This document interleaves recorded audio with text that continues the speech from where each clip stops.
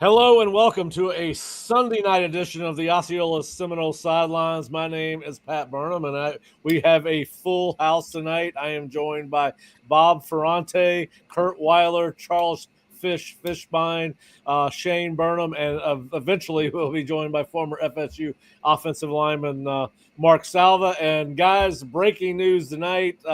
There's been a lot of debate about whether this would happen before or after the season was over, but Florida State head coach Mike Norvell announces about 45 minutes ago that he has fired offensive coordinator Alex Atkins, defensive coordinator Adam Fuller, and wide receivers coach Ron Dugans.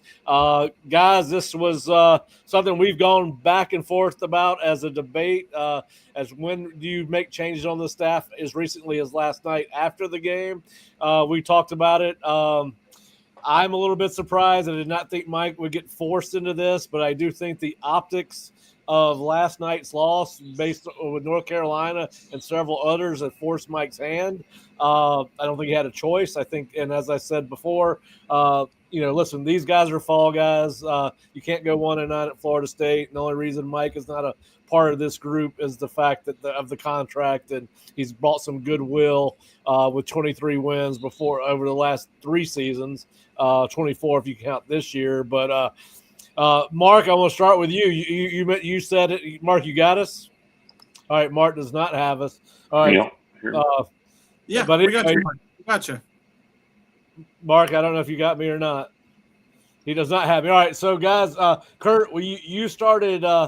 You wrote an article about 9 days ago, 8 days ago, saying that Mike needed to make a change to really pacify the boosters, the administration. Although the administration was never going to be pacified, they were just they were along for the ride. It was going to take a power broker to make these changes take place. But what are your thoughts? Open weekend, if it was going to happen in season, this does make the most sense. But just your initial reaction to Mike letting these 3 coaches go. You got me. Go ahead, Kurt. Go ahead. I'll come back to you, Mark. Yeah, I mean, I think I was really beginning to think it wasn't going to happen in season. I thought last week or even maybe the week before, kind of after those Miami North Carolina games. I mean, like you said, I wrote the column after that North Carolina game a week ago. And once it didn't happen then, I mean, the bye week does make sense. It kind of felt like the last chance to do it. But no, I mean, Mike basically said as much in his statement. I mean, I appreciate the work these 3 men have provided over the last 5 years with me at Florida State. They are all great men with families who have also poured into our program. We had many great moments together here, and I've never doubted their passion for our players and for Florida State. Unfortunately, we have not upheld the Florida State standard with our results on the field this season. I did not make any of these decisions lightly, but I felt changes needed to be made to elevate our program back to where we all desire it to be. I mean, yeah, I think finally it is the acknowledgement of this has not been up to the standard. It has been, 1-9 is to a degree where heads absolutely have to roll. And like you said, they've all had great moments here. I think Alex Atkins did a lot for restoring what had been, when he got here, a pretty pitiful offensive line unit. Adam Fuller, when NFL talent was on his defense, was capable of putting together quite an effective unit. Remember how they finished last season. But it couldn't be Mike, like you said, and it had to be somebody. And I think these are 3 names that make sense. Yeah, well, listen, people wanted they wanted this. They've got it. I'm not sure I agree with the timing of it. And to your point, listen, these guys are sacrificial lambs. If it was not for Mike Norvell's contract, Mike would be the guy that was gone, along with the rest of the staff. I think we all I don't know if you guys agree with that, and I'm not really sure I care.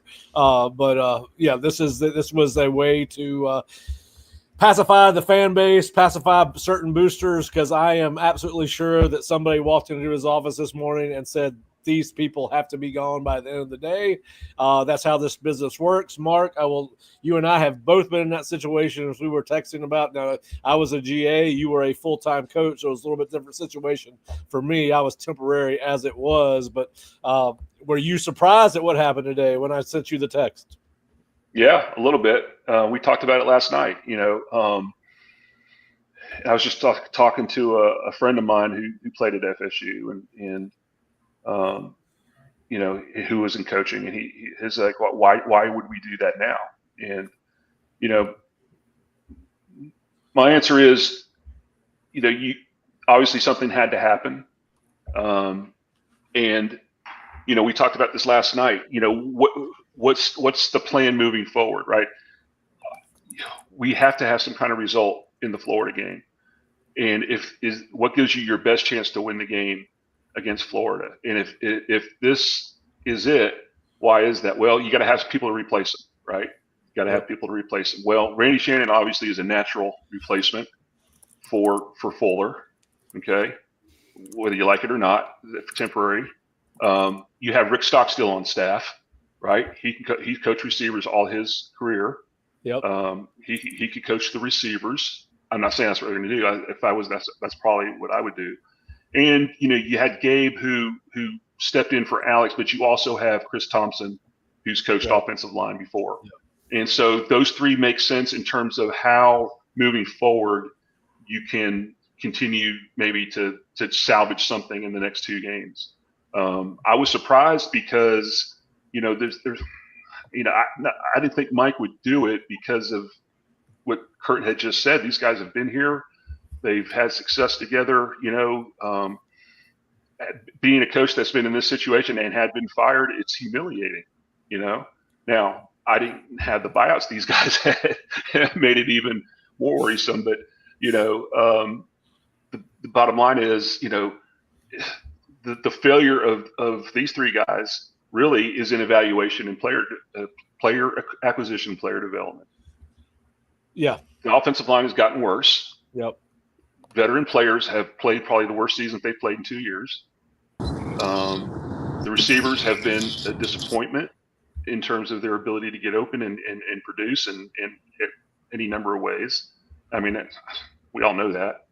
And defensively, I think the players we had the last 2 years papered over a lot of cracks, not the least of which is Jordan Travis and Keon Coleman and Johnny Wilson and some of the players we had on defense. It papered over some cracks. And once they left and we saw what we had remaining, it just put a spotlight on everything. So yeah, those are my thoughts after hearing that news. I didn't think he'd do it, but as I thought about it and who's in house that can actually pick up the ball and roll with it, kind of makes sense. It's those three. Yeah. Well, listen, if you're just joining us, this is the Osceola Seminole Sidelines, and breaking news, FSU head coach Mike Norvell has just fired Alex Atkins, offensive coordinator, defensive coordinator Adam Fuller, and wide receiver coach Ron Dugans. Shane Burnham has now joined us. Shane was on staff the last 3 years at Florida State. Since we don't know how long we're going to have Shane, I've got a question for you, Shane, from a poster.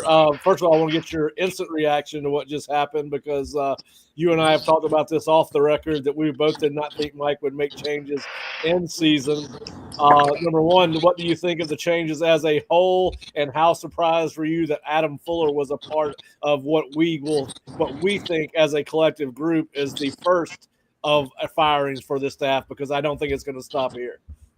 Yeah, on a personal note, I hate it for those guys. It's a terrible feeling to go through that. I don't care how much they pay you.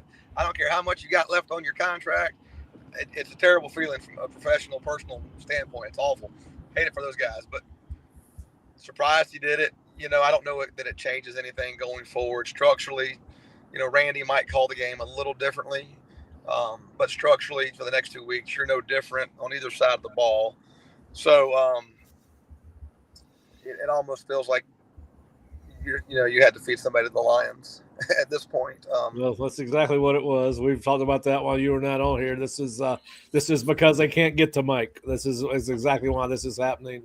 They can't afford to fire him. You're 1-9 at Florida State.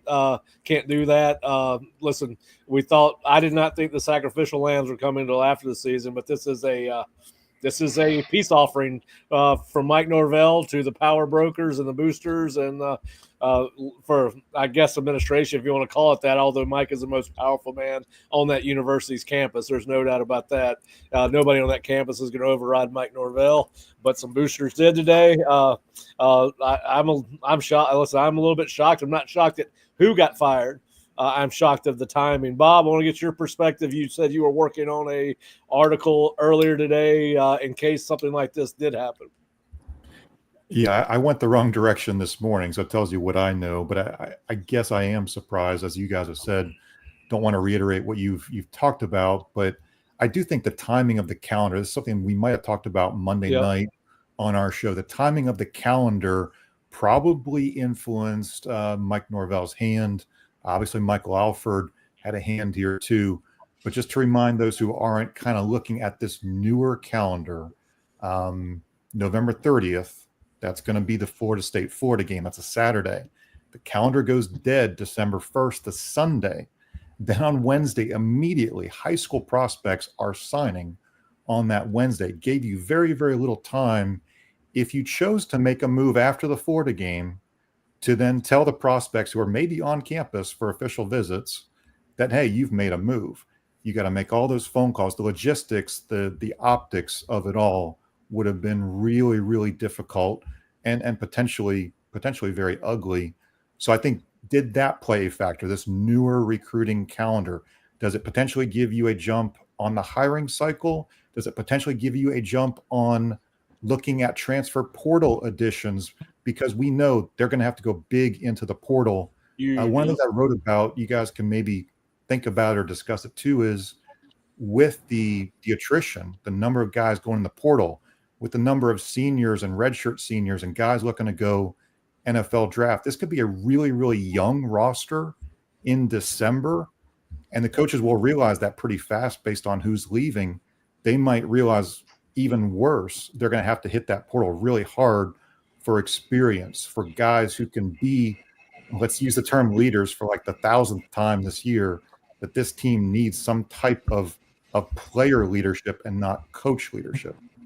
All right, Fish, we haven't heard from you yet. I know this morning, obviously, you were a proponent of making changes this week just to, I guess, for lack of a better term, show that Mike was willing to make changes, but he was going to be forced to make. And I think someone finally told him, listen, you got to make it. What are your thoughts on the 3 guys he let go? And obviously, what do you think is going to happen after this? One, I'm not surprised. I thought it should have been done a lot earlier. I think I was one of the few that said this should have happened 2-3 weeks ago. When coaches, their message stops getting across to the players and you've lost the players, and that's what happened, you have to make change. I mean, you see since they weren't going to make the head coaching change, and it doesn't help listen, the Jets fired their coach. They're still losing games. But at some point, when you realize you're going to make those changes, don't wait to make them. You got to cut the head off the snake. You got to move on.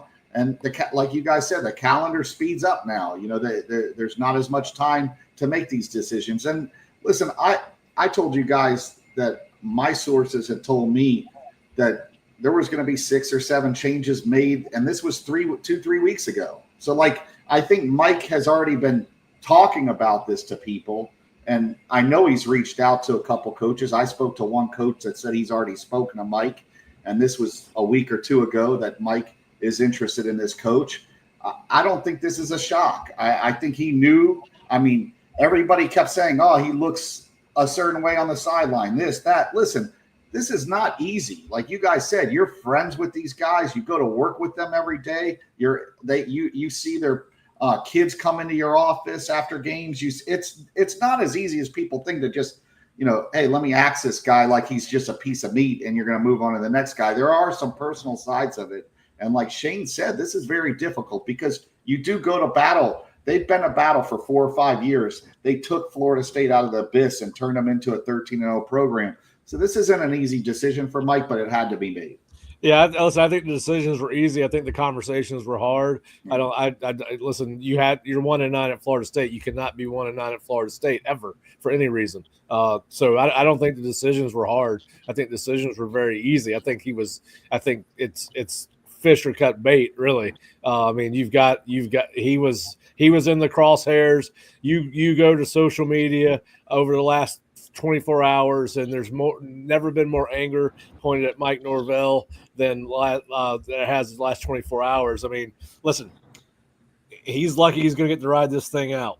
There's no doubt about that. You can, whether you agree with that or not, again, I'm not concerned. But these decisions were easy. The conversations are tough. But Mark and Shane, I'll go to either one of y'all with this because we've all three I've been on 2 staffs that have been fired. It's not easy, but where do you think Mike goes from here?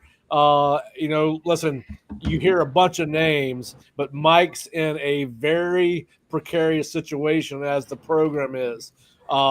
He's not going to go in my opinion, going to go hire guys he does not know. He's going to go out and hire guys he trusts, or he gets recommendations from guys that he has a lot of faith in.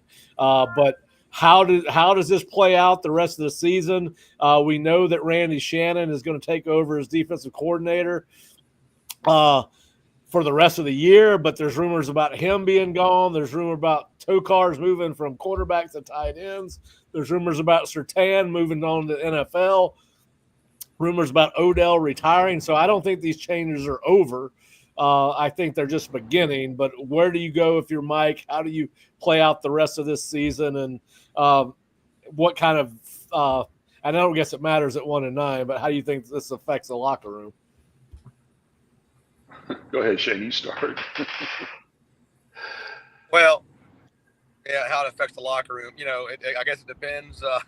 If you get any kind of life, I don't think it probably does much. You're going to play a Charleston Southern team that you're going to be better than by a wide margin. That's a win, even in this season. And then Florida. I mean, golly, if you can't get up for the Florida game, hell, I'll be excited. I didn't play at either school, and I'll be fired up. So I don't know. Going forward, Mike, Jimmy Sexton's having all these conversations already. Mike's been focused on the season. He and Jimmy are having conversations weekly about what the staff's going to look like going forward, in my opinion. So all those things have already happened. And whether you fire these guys today or whether you fire these guys November 30th or whatever that day was, there is this critical timing piece for the portal and who these guys are going to play for. And so you definitely – but that's changed for everybody, right? Whether you retain your head coach. But that's happening right now with Jimmy. That staff will be in place to the degree it needs to be in place to go recruit. So that's happening. What other change? I mean, yeah, I think there's going to be more changes when you have this kind of season. Things you mentioned, some of those rumors, I've heard several, but there's going to be more changes. There's no doubt about that. Mark? Yeah.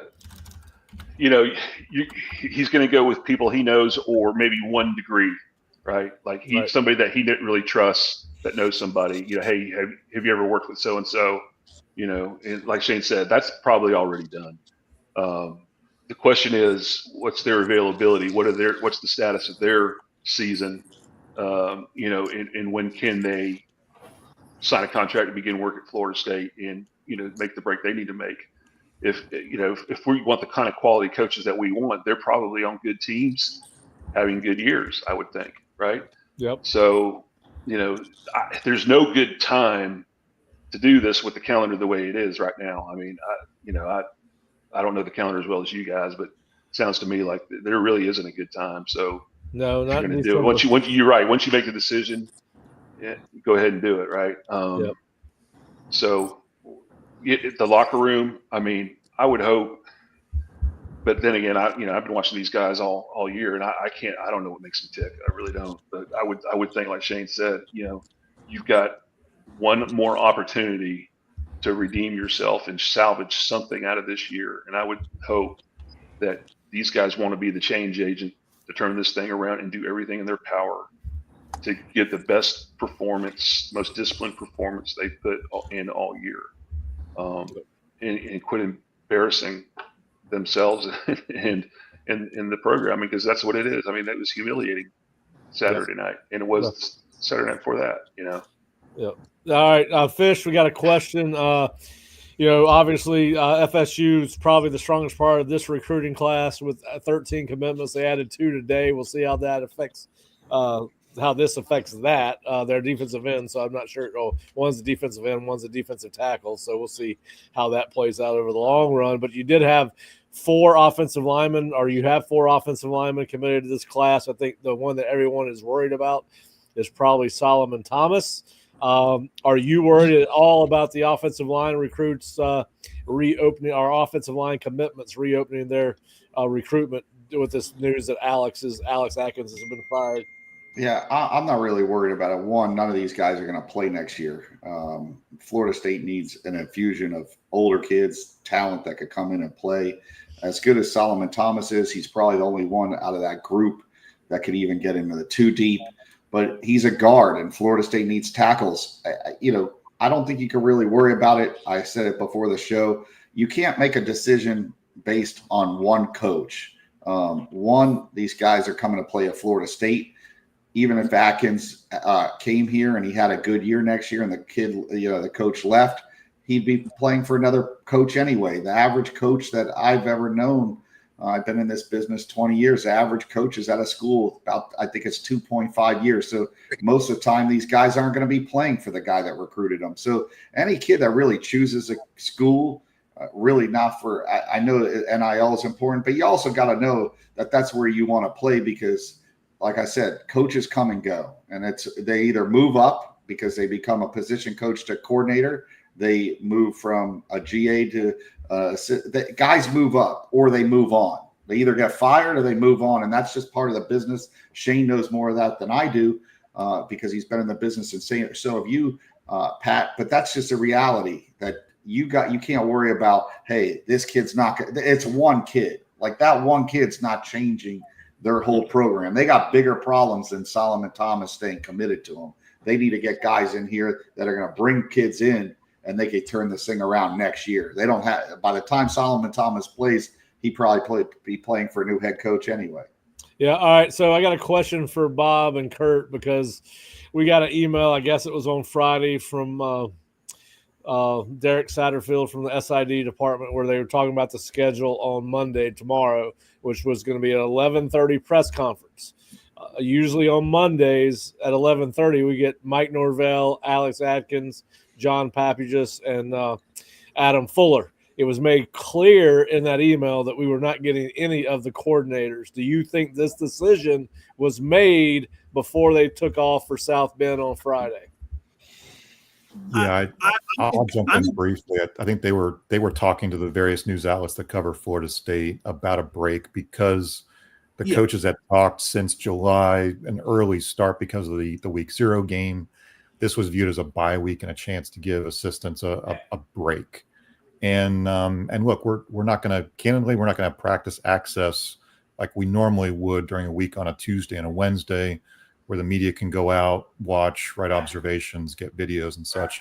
I think that was predetermined, probably between Mike Norvell and Sports Information on Thursday night. Yep. A couple of those phone calls went out. How much did they know? Could they have guessed that this might have played out? That's purely speculation, but I just want people to know some of these discussions about access are not related to negative media coverage. Just, hey, I think this coaching staff has talked a lot with some redundancy, maybe. But Kirk, go ahead. My thought too. I mean, my thought was I wouldn't read too much into that, because we like it not being a game week. There'll be another press conference a week from tomorrow, and I figured that would be the one where it's Norvell and all the coordinators, because they're back in a game week. Bye weeks are always a bit different with access, and I mean, Mike pretty candidly last night, he didn't name names, and we probably shouldn't get into naming names. But he talked about, I mean, this is going to be a modified practice week for them, because even more modified now, I'd say. But they have a lot of guys who are banged up. I mean, they have some guys who he even admitted who didn't practice much but played in that game. And so, I mean, they need a recovery week. And that's definitely – I wonder if it will be a more like we saw in the last bye week of they'll have a stretch at the beginning of practice where it's just the younger guys or the guys further down the depth chart before they bring out the vets for the second 2/3 or half or whatever. Yeah, just a quick question for Mark and Shane, because you guys have been inside the business. When do you think Mike made these decisions? And you think he was just waiting on the open week to do the first round of what we expect to be multiple firings? Yeah, I think he made it a while ago. I don't know exactly when. Maybe after Miami. But I think this. I think in his mind. In fact, if I go back and look at his press conferences, and you can kind of see his face, he's obviously been very pained and stressed, right, for good reason. But if you go back and look at it, I bet there may be a time when you can look and say, you know what, I bet that looks a little different. I bet he might have made the decision right there, But it's been a bit. It's been a little bit, I think. Yeah, Shane, what do you think? Yeah, I agree. For a long time, I think. Yep. I remember going out to practice a couple of weeks ago, and I saw one of these assistant coaches coaching a little bit differently than he had the previous times I've been at practice, and I kind of figured that something was in the air there. And Casablanca, I'm not sure what you mean by we're making excuses on these firings. I don't think anybody's made excuses. I think we've all said that they this is. I think actually I've said that the entire staff needed to be fired. So I don't know what part you're listening to, whether you're just wanting to hear what you want to hear, but that's nobody's made excuses for the staff. And we've all said it's unacceptable for Florida State to be 1-9 under any circumstances. So I think maybe you've misheard something, but appreciate your comment. Mark, but yeah, Mark, you talked about Mike's body language. I mean, last night it struck me more than ever. He's a big eye contact guy in press conferences. Like when you ask a question, he is looking at you. And if you watch his press conference last night, the questions, he was mostly looking at us when we asked him. But his opening statement, he was middle distancing. He was not making eye contact. He was staring off like between the cameras up top and between us down below. And like that to me drove home like, if he didn't already know, did he know in that moment what he was going to – the conversation? Yeah, I noticed that too. I noticed he was looking down a lot. He looked down and away a lot too, which was unlike Mike. Because I was waiting for him to give a glare for yeah, usually he glares right at you like he's going to come beat you. Didn't get any of that. I did notice that last night too. Yeah, got that 5'10", 155 glare. Yeah, 52-3 will do that to you. Yes, it will. Well, all right, so – Fish, I know on our boards you've talked about. Listen, this is all speculation, but you're tight in the coaching industry. You talk to a lot of coaches from a lot of different staffs. Are there any early names, particularly at offensive coordinator and offensive line? I think that's something that Brennan Marion is the guy I think is going to go to the top of the board. He played for Mike, I believe, at either Pittsburgh or Tulsa. When I went to the coaching convention this year, when I saw your brother a bunch of times, I actually saw I got introduced to Brennan Marion by Coach Norvell. He introduced me to him. He said, "Hey, this is a guy, Fish. You need to know who he is because he's gonna be a big time recruiter here. And Coach Marion, you need to know who Fish is." Like he introduced the two of us and basically said, "This is one of the up and comers in this business." I think that their season ironically ends November 30th. I think it could be a very smooth transition. He has a top 7 rated offense. It's a little different. They run some option concepts, but I think that Marion, what he's done is what all good coaches do. You coach your kids up to the personnel that you have. And when you're at a program that hasn't won a whole lot, you're willing to try a bunch of different things. It'd be interesting to see what happens to Coach Silverfield. I know he's had a lot of success at Memphis, but you've seen this before. Where a head coach drops down to becoming an OC, maybe at Florida State, with the idea that he could become a Power 5 coach as a Silverfield, take the OC job, maybe assistant head coach job at Florida State, someone like that Mike wanted to bring originally. Maybe he feels like he's topped out and that opportunity to go to the Power 5 level. You have someone like that. You've talked about one of the coaches that I know that has coached at Northern Illinois, coached at Duke. I forgot the guy's name offhand. That's coached with him. So Kevin Johns. Yeah, Kevin Johns. So I think he has a lot of very good options. I think Marion will be the number one guy. I really feel there's a shot with like a Silverfeld taking, even though it's a drop down, it's really a drop down to move back up and become a group. Because if he has success, any of these guys have success next year, they're going to have a shot at a group of 4 or power 2, whatever they call it now. They'll have a better shot at a better job next year. I don't know about Silverfield. I mean, the FedEx is dumping a lot of money in that Memphis program. It's hard to, once you've been a head coach, it's hard to go back to being an assistant. And guys have done it. The whole Chip Kelly thing is kind of that's an outlier. I don't think Ryan Silverfield's involved in this at all. That's my personal opinion. Well, that's not what I've heard, but I'll tell you that. I've been personally told he's been reached out to. And I'm just saying he's been reached out to. You make him say no. You're going to make him say no, that he has been reached out to. And then on the defensive side, I think there's a lot of good guys but I don't know who has the ties to coach in that aspect. I do know that someone like Aaron Henry, who coaches at has coached at Wisconsin, is now the D coordinator at Illinois. He's from Immokalee originally. I think he's a young guy. I think Illinois has a top 10 or 15 defense. It's probably someone Shane's run into on the out there. I think there's a lot of good options at D coordinator. You look at the coach at Georgia Tech right now. He runs the Mike Elko system, so the terminology and what they do at Tech, if they incorporate that at Florida State, it won't be that much of a difference from the mental side of it, but maybe his messaging is a lot better. So there's a lot of options. Like I said, a lot of coaches want to be at Florida State. I know the fans think the brand's dead and this and that, but that call, when somebody calls you from Florida State, you're going to pick up the phone and listen. Yeah, Shane, you know Aaron Henry a little bit. Y'all coach together at Rutgers. What do you think his interest level would be in making the switch from Illinois, which right now is a top 25 program, to Florida State? Yeah, I love Ahen. Fantastic human being coach. He and Brett are extremely tight, right? Brett took him out of Immokalee up to Wisconsin, so really tight. But Florida State is not Illinois. Illinois is not Florida State, right? So chance to work with these athletes, money, right? The ability to pay at this university. There's a lot of things about Florida State that are really attractive to a lot of coaches, Aaron Henry included. So, you mentioned Santucci, I think, is who you're talking about at Georgia Tech, maybe. Yeah. Is that enough departure from Adam? Because it's very similar to Adam. Adam and Mike Elko are best friends and very similar in how they came up on the defensive side of the ball. But I think in a general way, it's going to be somebody you trust. There's no doubt. Somebody he knows. Something like that he's coached. But he's going to have a ton of interest in these spots, right? It's one of the premier jobs in the country. And anybody who thinks they're a good coach thinks they can come in there and help turn it around. They'll all do their due diligence. They'll kick the tires, find out. But and the age of the portal, whatever you played with this year, could be a lot better next year. So look at Indiana or look at whoever. So I think the interest is extreme.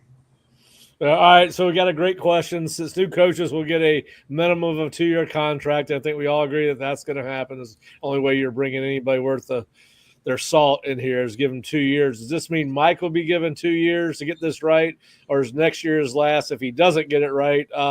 My answer is Mike's got to win a certain number of games next year, or this is going to be next year will be his last year. I think he's got to be 8. I think he's got to win 8 games next year, or 6-6 is not going to get it done. 7-5 is not going to get it done. It's still $55 million next year. I think it would take a pretty rough season for them to be kicking around a $55 million. I mean, when they're potentially about to start having revenue sharing with players, when they've got all the projects they have ongoing, they're still in a lawsuit with the ACC. I could be proven wrong. But the revenue sharing makes it easier. You're getting new money. No, you're paying the players as employees. It does not make it easier. Yeah, it does. You got more money. That's where the player money is going to come. You don't have to go to the Battles Inn for all the money. You're getting it from the NCAA. It does make it easier. That's $21 million new dollars you haven't. Incorrect. It's coming from the in-house. The NCAA is not paying you. You are paying them, but you're not getting an influx of money from the NCAA for that. It's coming out of your pockets. Yeah. But it's a $21 million you haven't gotten before. Is that not correct? you have to fundraise that $21 Oh, okay. million All right. either through NIL or through a line on your athletics budget. It's a Okay. Now, big number. And I will say this was a big week for the NCAA, and the House and Senate being Republican was a good week for the NCAA of maybe revenue sharing gets kicked down the line. Maybe it's a little further off than if the Senate or the House were blue. So we'll see. All right. So, Fish, you think he's got 1 year or two to get this turned around? Coaching's always year to year anyway, I think, these days, because he's got to win. Like, he can't have another season like he had. I believe he can. The way the college football game is now, you could go from a really bad season to 8-4, or you could go from 13-0 to what you've seen this year. I keep saying this. I do not think that there is no more norm in college football. I think that every season is different. You're going to go into this season. It's going to be a different season. The prior season has zero impact because you don't know who's going to be on the roster. You don't know what coaches you're going to have. You don't know where it just everything's changed. And we're in the midst of this just soup bowl, and we'll see what happens. I think Norvell can turn it around. He hires the right coaches. They bring some of the players with him. I know we've spoken to Shane off the record. I know he thinks very highly of Coach Norvell. This guy did not forget how to coach. I know it's been a horrible year, and everybody wants to just throw him out and throw everybody out with this whole program. But the last 2 years did happen. And that wasn't an accident. It wasn't an aberration. If it happened for 1 year, maybe out of 5, but there was a process to get to 13-0. Well, I get it. And he's not going anywhere. He wouldn't have made he wouldn't have fired the guys he fired today. But everybody keeps on saying 13-0 happened. 13-1 actually happened, and 1-9 is actually happening right now. And I would say that it's harder to go 1-9 at Florida State than it is 13-1. So that's my opinion. Everybody's got one. If you put the number at 8 games, you might as well fire him now. Yeah. Because I'm looking at this roster and this quarterback situation, and I'd be hard pressed to see where we have it now. We don't know who the quarterback's going to be next year. It could we don't. It's going to be a transfer. Listen, Michigan's 5-5. They won the national title last year. Indiana's 13 and going to end up 12-1. Well, and even Pitt, who doesn't have a new coach, went from 3-9 to 7-2. So with our schedule and the people that we play, you're going to need a Cam Ward type quarterback. Do you think we're going to pay the premium for a quarterback like that, or that we're able to? All right. With what we're going to have to pay to fill out the rest of the roster. Yeah. Outside of Alabama, I don't know what the other 11 teams are going to look like. Before the season started, we all did predictions. I guarantee you none of us predicted Pitt to have the season they were going to have. Everybody's got to get off the thought of how college football was. It's no longer like that. And I know Pat's swinging back and forth and gyrating and all this shit, but this is how college football is. All right, it's changed. It is. It's changed, and we don't know. No, we don't. But here's what I do know: the roster sucks. I can tell you that, but we don't know how bad it sucks because they haven't fixed it yet. But here's what you do know: you do know that we don't have the resources that some other schools have, right? And so we're a little more limited in terms of what because to get the players to get to the level to win at the level that we want to win at. We got to pay a tremendous premium. All right, Mark. All right. Florida State has 13 commits. Of those 13, the highest paid guy on that list is probably making $100,000. It's not like they don't have money saved up from all the guys we missed on. FSU missed on a ton of guys. They got money. They're going to be able to put together a roster next year. If they're firing Adam Fuller with 2 years left on their deal, I'm sure they told Mike, listen, we'll do whatever it takes. In NIL, we'll find the money because one thing can't happen with the other. They could hire new coaches, but they also need the players. If it means spending the money, they're going to have to spend it. At least let's see what happens. Mark's not wrong, though, in that. The thing is, I've seen a lot of people throughout the season, and I understand the frustration. I've seen a lot of people talk about wanting to or deciding to cancel booster memberships, to cancel the Battle's End memberships. The problem is the tough conversations that have to happen with the fan base this offseason. I think isn't there this upcoming week, I think like a Seminole Boosters town hall. It feels like that's like a step in that direction is you have to have the uncomfortable conversation of, I know how miserably disappointing the season was, but we need to keep having your support to rebuild this quickly. Any chance of it happening, you need the continued financial support like they had this offseason, coming off the season they had in the snub. I know the Battle's End really capitalized on the snub in a big way. They have to keep those numbers up. But Battle's End does not have only $1 million in a pot right now, and they got to go find $25 million. Are you sure? Are you sure? Because my understanding is, they got a bunch of, maybe $1,500 donations, and if you got 6,000 of those, I mean, that's not a lot. That's not a ton of money. Mark, we don't have that $20 million don. Go ahead, Shane. Shane wants to. So how are they going to pay for all these players then? They were going to just magically wave a wand and that money was there? No, they've got money stashed away. It's not fixed. It's not fixed. I don't know that they do. Talked about this. Shane, go ahead. I think they could have less money with every loss, right? You lose to Charleston Southern, you could have less money. That's real. The bottom line is affected. People pull their money out. That's real. Yeah. I think that could affect the money, but they do. They're well organized, and they're one of the better NILs based on the conversations I'm having and the job I'm doing right now. They're one of the better funded NILs in the country. But again, I'll say this: I'm getting calls from schools in the SEC or out in the Big Ten, and they're telling me what they're going to be paying guys, in this next cycle. And even though in some of these numbers, Florida State's paying very well in many cases, but some of these numbers they grow and grow. I mean, Underwood. I'm not even talking about Underwood, but that's a 7-figure deal supposedly for that kid. He's talking about quarterback Bryce Underwood for people that don't understand. Totally different, but I guess my point is, you can change. You can totally change the roster. It can be a totally different team next year if you hit on the portal. Question is, do you trust the evaluations? Do they have enough money with everybody else being organized the way they are to hit like they did the first couple of years? How do you manage that? And that's my point. We have a lot to turn over. A lot of positions need help. We don't have infinite resources, and the premium for the elite player is tremendous. And we're going to have to pay above that to get one of those kids to come here. All right, so let's talk about the timeline of the hiring of the new coaches, because obviously you're going to hire a new DC, a new OC, and a new wide receivers coach, and we know there are more coming. But we've already all talked about how this is going to be a heavy emphasis on the portal to try to get this turned around, how important it is that they get these coaches in place by December 8th. Not only these three, but whoever else goes, because you're going to have to recruit the portal hard to get this roster to 6-6 level. Listen, nobody answered my question. What's the magic number for next year for Mike? But I put 8 on it. Nobody else. But anyway, how important is it to get these coaches on board as quickly as possible so that you can recruit the portal and recruit off these guys' resumes, particularly if it's I don't know what the hell they call the offense down at UNLV. I know everybody's enamored with it. It's called the go-go offense. The go-go offense.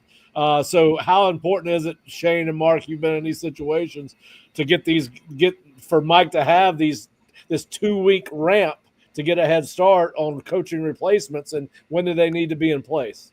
Go back to last year when they left the building on Sunday, go recruit after the championship announcement, whatever that was, and where you needed to be recruiting your roster. Now you can, right? You can re-recruit your own roster with the new calendar that we talked about earlier, because there's a dead period. You can't leave campus. So the first thing they got to do is recruit these kids at Florida State. In a lot of instances, right, they're going to be getting other offers from other schools. Hey, do you want to go back there? Kids that want to stay, that know they have leverage now, because if kids start leaving, there's other kids in the program here who know they have leverage. These kids are not, they get this now, okay? There's people, hey, you need to go ask for a raise.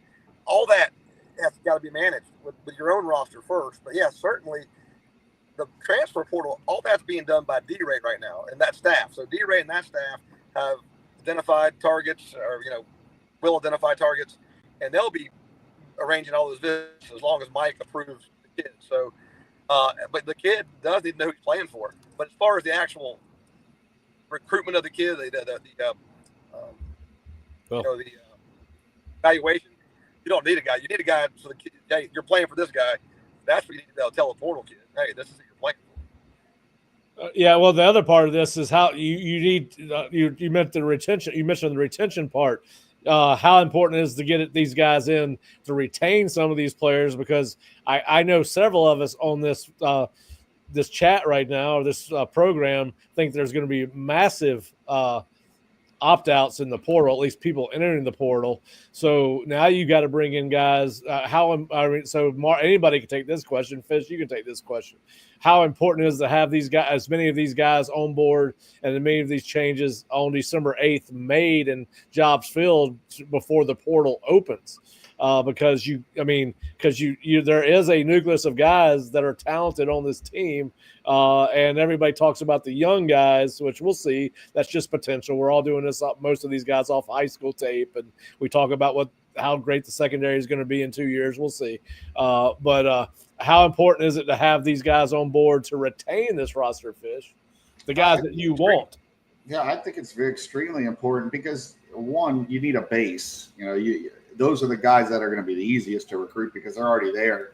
Those are the ones that you know what each guy could do and how they can help your program. The other guys, is all speculation of what they can do. So I'd rather have a known thing. I think that's part of the problem FSU's had. They've gone outside the program when they probably had guys right underneath their feet that could probably play better than the guys they brought in last year. So it's very important that they do a better job of self-scouting this year. Guys that are on that roster. I do think there's some young guys on that roster that are very talented that just need a shot at playing. I think that I don't want to bash the coaches because that's not my job to do that. But the one concern I had is that I don't know if they felt comfortable playing some of those younger guys, if they were always looking for a more experienced guy. Sometimes an experienced guy that you've seen that came from Alabama, these guys, there was a reason why Alabama cut them. They couldn't play. And it was more they got cut. It wasn't because they wanted to lose them. And Florida State took 5 kids from one school, and they're going to be lucky if one of them produces. That's not a good hit ratio. You could do a lot better with the guys you recruited from high school that you evaluated for 2 years, 3 years. You got to know them as a kid, got to know them what type of prospect they were. Listen, when they recruit high school, Shane understands this. It's a process. You're not just recruiting them for 1 year. You know what that kid's about, who they're around, who their girlfriend is, everything about them. You're trying to figure out about one kid that you're bringing in the portal. It's like microwave. You're trying to find out all that information in a short amount of time. And a lot of times you're not getting the truthful part because you don't know that kid like you would a high school kid. Yeah, everybody's selling in that arrangement. Everybody's selling. The kids are selling, the school's selling. No, Jeremy Pruitt will not be coming back at Florida State. I can go ahead, Shane. I can answer that one. Well, just give them a couple co-eds and we'll get them back. Oh my gosh. He hangs out with the Florida basketball coach. Part of his salary. Oh, no. Yeah, the Golden Girls. We're going off the rails, boys. Yes, all right. When you look at how you got to this spot, 1-9. All right, you can talk about evaluation, but when I look at a Dennis Briggs or a Malcolm Ray or even a DJ Lundy season comes back, or Renardo, Mario left to kick back. I dated your old Shane, you're breaking up on us pretty bad. He was talking about the Malcolm Rays of the world and and the defensive end that went to Illinois that they basically developed, and they basically let those guys go. Those were program guys, and they got away from that. They like I said, Shane will agree with this. They had so much success with the portal, but that's a quick high. That's caffeine. It's going to get you energy, but by the end of the day, it had to come crashing down. And it's the same thing that Indiana is benefiting from this year. They get the 1 year bump. This is a great year for Indiana. Kirk Cinetti should be out the door the moment that season ends and find another school because they will win like 4 games next year. All right, like Indiana's going to go back to being Indiana. Yeah. All right, so I got this question. Clearly. I'm going to. We've talked about on-field changes. I know we're getting close to an hour, and we could drone on and on about this all day, really, because it's there's a lot of speculation involved. This a lot of names that we collectively know that have ties to Mike Norvell and this staff. We talked about on-field changes. Now this was presented as a statement in our comments, but I'm going to ask you a question. We've talked multiple times this year about the evaluation of the portal kids being so bad, and it was bad. They did not have the same success rate, and a lot of that is because college football has caught up. Everybody's in the portal now, outside of Clemson, but everybody's in the portal now. This person said Derek Ray is gone. Do you think that we will say that?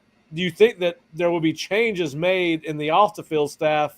And I'm not talking about just Derek Ray, but I'm talking about across the board. They have a big scouting department that seems to have not worked this year. And of course, Shane, you found Jared Verse, so we'll give you that. We'll give you credit for that. But do you think we will see changes? And Shane, if you can hear us, feel free to chime in. But do you think we'll see changes in the personnel department? And anybody can answer that question. I've been told there's going to be some people gone there too, and I'm available. So, by the way, if they want to, Are you really? Yeah. Well, hey, listen. I'm not. So there. You know what? They could take my salary with Osceola and bump up Pat and pump up Bob and pump up Kurt. So they'll push me right out that door, and are totally on board with that. Hey, so don't kid yourself. I've done this job before. I'll be fighting you for that job. All I'm saying, Mike said he's going to turn over every stone, examine everything. I mean, that's a part of that for sure. You have to examine your role in that, what that staff, the portal staff had in the portal class being what it was. I mean, that's absolutely a part of this. Well, look, this is failure on every level of the program. So everything's on the table. Yeah, no question. I agree with Mark. Everything's on the table, but I think every organization works a little different as far as the flow chart. Who is final say? Every program I've been in, right? If the coordinator wanted to trump me, in most programs he could trump my head coach. Certainly could trump me. I'm talking about who I want to take as a position player. If D-Ray or people on that side of the building have trump power, yeah, they got to be held more responsible if they've used that trump card over and over, right? If it's the position coach, if it's Adam, the coordinator who gets the final say, then I think all that falls on how you weigh it out inside your building. But yeah, all that's open to. Yeah, it's all there to be. Yeah. Shane, I want to ask you. You've been inside the program, and I'm maybe putting you on the spot. And if I am, I apologize, but because I don't think I've ever asked you this question before. Are there too many people at FSU involved in the evaluation process? Yeah, not FSU. In your opinion? But not FSU specific. I've been on about 3 or 4 staffs now. I started my first job seeing this was 2016 when Chris Ash, the head coach at Rutgers that I went to work for, came from Ohio State and brought the Pantone, Urban. Everybody's got an assistant player personnel guy. But Belichick, smallest staff in the NFL, loose lips, sink ships. And if you're talking about just duplicity and communication, and is it a consistent messaging, the more people you have, and people that touch that recruit, you might think it's a good thing, but it could also go haywire if the messaging's mixed, right? Or so yeah, I think ultimately you can get too big for sure. Yep. All right, guys. Well, listen, we've been on here about an hour. I don't know if anybody has anything they have not shared that they have not want to share that they have not shared, but any parting thoughts or talking points you guys would like to hit as we get ready to Mike will be talking to the press at 11:30 tomorrow. It will be one of his more interesting press conferences in his time at Florida State. There's no doubt. But do anybody got any parting words of wisdom for the fan base or fans that are watching this show as far as whether this was the right thing to do, the right timing, I just think fans need to be patient, see what happens. Listen, it may go haywire, and he may not recover. And you know what? We're talking about a coaching hot board in 12 months from now of who guys FSU should go after. I like to look at the positive side of things. I know that's hard to believe. I do believe that he is. I do believe he is a good coach, and let's see what he does. So. Oh, Mr. Positivity, Charles Fishmine. I'm trying, man. I'm trying. People don't realize you don't win 23 games over the last 2 seasons without having a good head coach. Yeah, without being a good head coach, 100%. Well, we'll see what happens. All right, Fish. Mark, you got final words? Yeah, I mean, same thing. I mean, I like Mike. I think a lot of Mike. I his consistency, his energy. I think he's a smart guy. I trust him to get it right, but it's going to take some time, and it's going to take some really smart, savvy moves to fix this. And so the next couple months will tell us a lot about the direction of this program for sure. And, both in staff, retention of the current roster, and who we bring in this program. And I'm going to just sit back, watch it, and let's see where it goes. But, this is Florida State. Shane and Fish are right. It's a brand. When it's right here, it's the best place in the world, and we've all experienced it. We've all been a part of it.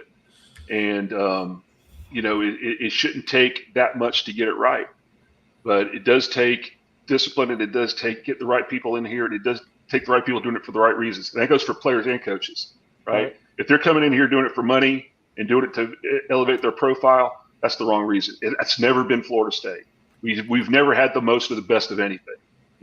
We did it because we had the best people. When we had Coach Bowden, we had the coaching staffs we had back then. We had the best players, and we got the best players because we had the best people. So that, to me, is what I want to see. Where does Mike go from here, and who he brings in, and the kinds of players we bring in? All right, I have one question for all five of you, and then we'll go. Mike, we've mentioned the fact that Mike has done this one time before, and that was somebody else's mess. They was cleaning up Willie and Jimbo's mess, combination of messes, really. Is it harder to do it a second time in 5 years when it's your own mess than it is somebody else's mess? And do you think that this is correctable? Let's go with Kurt's assumption that it's at least 2 years. Do you think Mike can get this turned around based on what – and listen, a lot's going to change on December 8th when it comes to the existing roster. We know that. Do you think Mike can get this turned around in 2 years? And it could be yes or no, or you can since the Republicans are going to keep the filibuster, you can have a filibuster. So I think we'll have an idea of that by the end of December. I feel like the next 40, 50 days are going to be pretty telling with how the coaching staff comes together, what the portal class looks like. To me, I'm not saying it will be decided one way or the other. I'm not saying if the next 2 months go well that certainly he will. I think the thing is, this being the second time you've had to fix it, he can obviously point to, I have done a similar thing before, given it wasn't this bad. And I think the unfortunate other side of that is other people could negatively recruit against and say he's also gone from 13-1 to 1-9 before. That's the other side of that coin. But yep. If he is willing to, I feel it's going to take a reinvention of himself. But if he is willing to look in the mirror and evaluate everything and make even more tough choices than he had to make today, then it's possible. Yeah, I just worry about head coaches that make changes to their, like Jim Leavitt used to tell us every day, I'm never going to change. You guys got to change. I'm never going to change. Go ahead, Shane. I think the biggest challenge, if I'm a Florida State fan and I'm watching Mike do this, massive staff changes. There's going to be massive roster changes. When you coach somewhere, year two always goes better. Even Signetti, it'll go better as far as kids knowing where they're going, knowing expectations. There's a lot more clarity for all sides. I think that's the big challenge. Have a new roster, a new staff, if it becomes mass overhaul, and then I think the buy-in's harder. When you come in year one and you're listening, hey, what Willie did was bad, what Jimbo did was bad, trust us, you start having success, that buy-in, that's how you get it. Now when you tell kids, hey, we've done it this way and it hasn't worked, sometimes getting that buy-in the second time around is a lot harder to me. So that's my opinion. Yeah, it's all in how you frame it. You say, hey, accountability. I want to be accountable. I want asking you to be accountable. Listen, we're in this together. Circle the wagons. There's that aspect of it too. I think that you can, let's make this right together. You know what I mean? You can call on some of that kind of stuff too. So, like I said, Mike's a smart guy. He'll figure out the right messaging. Wow, Mark and Fish, both visions of positivity tonight. I love it. I'm always positive. I don't know where you – come on. I predicted us to win. You did. No, I didn't. You and Lee I Corso. was just going to say you got too many blows to the Mike. head, man. CTE. Yeah. Bob, I don't any know what thoughts on kind of that? relationship. I don't know what kind of relationship he has with Brian Kelly, but he should give Brian a call because he's the example to point to of reinventing yourself. I mean, Brian, that Notre Dame team in 2016 was 4-8. He made a bunch of changes. The next year they were 10-3. God, let's hope he's not taking direction from Brian Kelly. I mean, I hear you. Yeah, I'm not sure I'd want to be on the phone with him for too long, but he might have some valuable It's a bad dude. It's a bad dude. Bob, any thoughts on what we were talking about, Mike, in 2 years? Yeah, at the risk of being another ray of sunshine on this show, and I'm never one, but here goes. Last year, Miami, Clemson, and Pitt were nowhere near the top of the ACC, and SMU obviously wasn't even in the conference.